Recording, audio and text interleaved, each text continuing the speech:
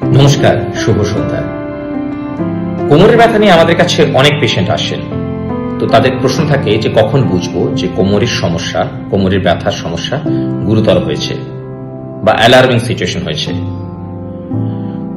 কোমরের ব্যথার সাথে কিছু সাইন আছে, যেমন ধরুন আপনার কোমরের ব্যথায় এত ব্যথা হচ্ছে, রাত্রে ব্যথায় ঘুম ভেঙে যাচ্ছে, সকালে উঠে কোমরে প্রচন্ড ব্যথা, ব্যথার সাথে সাথে পায়ে দুর্বলতা আসছে, কোমর থেকে পা অবধি কোথাও অবশ হয়ে আসছে, জ্বর আসছে, আপনার আগে ক্যান্সার হিস্ট্রি ছিল বা বহুদিন ধরে স্টেরয়েড জাতীয় ওষুধ নিয়েছেন, এই জাতীয় কোন হিস্ট্রি থাকলে তাহলে বুঝতে হবে যে কোমরের ব্যথার সমস্যা আপনার গুরুতর কিছু কারণের জন্য হতে পারে।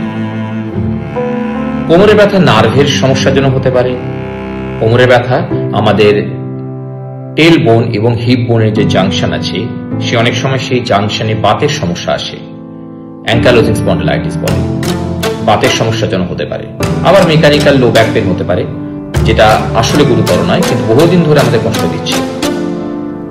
জেনারেলি অ্যাঙ্কালোজিং স্পন্ডিলাইটিস বা বাতের সমস্যার জন্য বা রিউমাটোলজিক্যাল কজের জন্য যে কোমরে ব্যথা হয়, তাতে মর্নিং স্টিফনেস বা সকালে কোমরে চাপ ধরে ব্যথা হয়ে থাকা, এটা খুব ক্যারেক্টারিস্টিক।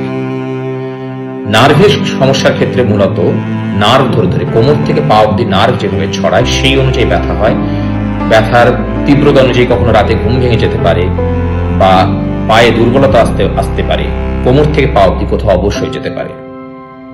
পেশেন্টকে হিস্ট্রি নিয়ে, প্রপার হিস্ট্রি নিয়ে পরীক্ষা নিরীক্ষা করে ডাক্তারবাবু প্রথমে লোকালাইজ করেন।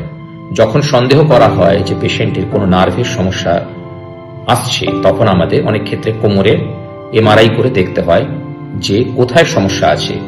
নার্ভ যেখান থেকে শুরু হচ্ছে সেই গোড়ায় বা রুটে, সেইখানে কোথাও সমস্যা আসছে কিনা। তারপরে প্রথমে লোকালাইজ করবার পরে তারপরে আমাদের তার নেচার সম্পর্কে বুঝতে হয় কি ধরনের সমস্যা। নেচার এস্টাবলিশ করবার পরে তারপরে আমাদের ম্যানেজমেন্ট প্ল্যান করা হয়, যা সন্দেহ করা হচ্ছে সেই অনুযায়ী চিকিৎসার ব্যবস্থা করা হয়।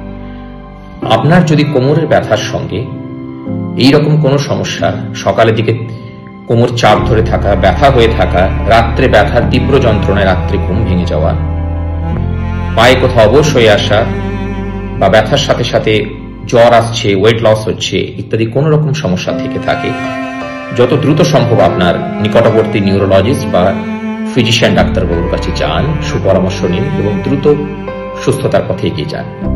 নমস্কার।